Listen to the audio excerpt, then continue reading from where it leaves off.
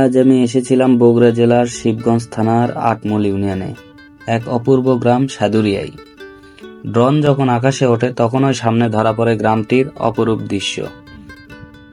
ছোট ছোট টিনের ঘর, সবুজের চাদরে ঢাকা মাঠ আর নীরবতায় মোড়ানো পুকুর ঘাট। এই গ্রামে যেন সময় থেমে আছে। প্রতিটি ঘরবাড়িতে লুকিয়ে আছে স্নেহ, মমতা আর শান্তি। সরু পথ ধরে হাঁটলে দেখা মেলে শিশুদের খেলা, গরু চড়ানোর দৃশ্য আর আশেপাশে ছড়িয়ে থাকা ফসলের মাঠ।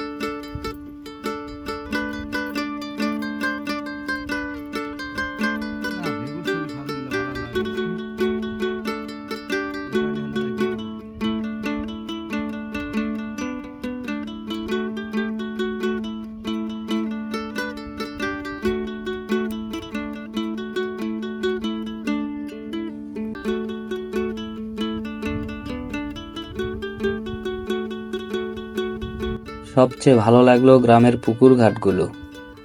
কেউ বা কাপড় ধুচ্ছে, ছোট ছোট ছেলেমেয়েরা আবার পুকুরে ঝাঁপ দিচ্ছে, যেন এক জীবন্ত দৃশ্যপট।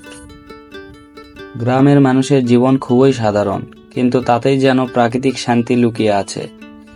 তাদের মুখ ছিল হাসি, কথাই ছিল আত্মীয়তা।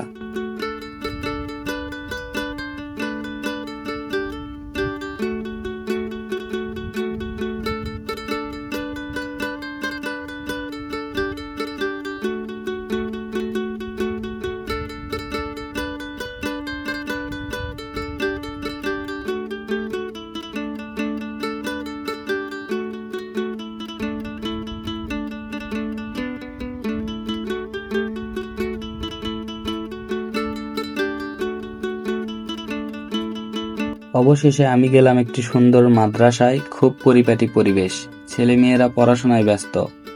মাদ্রাসার স্থাপত্য ছিল চোখে পড়ার মতো, আর ভেতরের পরিবেশ শান্ত, শিক্ষণীয় এবং ভরসাদায়ক। মনে হলো গ্রামের মাঝেও এমন শিক্ষা প্রতিষ্ঠান থাকাটা আমাদের জন্য গর্বের বিষয়। এই অল্প সময়ের ভ্রমণ আমার হৃদয়ে গেঁথে গেছে এক গভীর ছাপ। সাদুরিয়া শুধু একটি গ্রাম না, এটা যেন প্রকৃতির কোলে লুকিয়ে থাকা এক শান্তির ঠিকানা।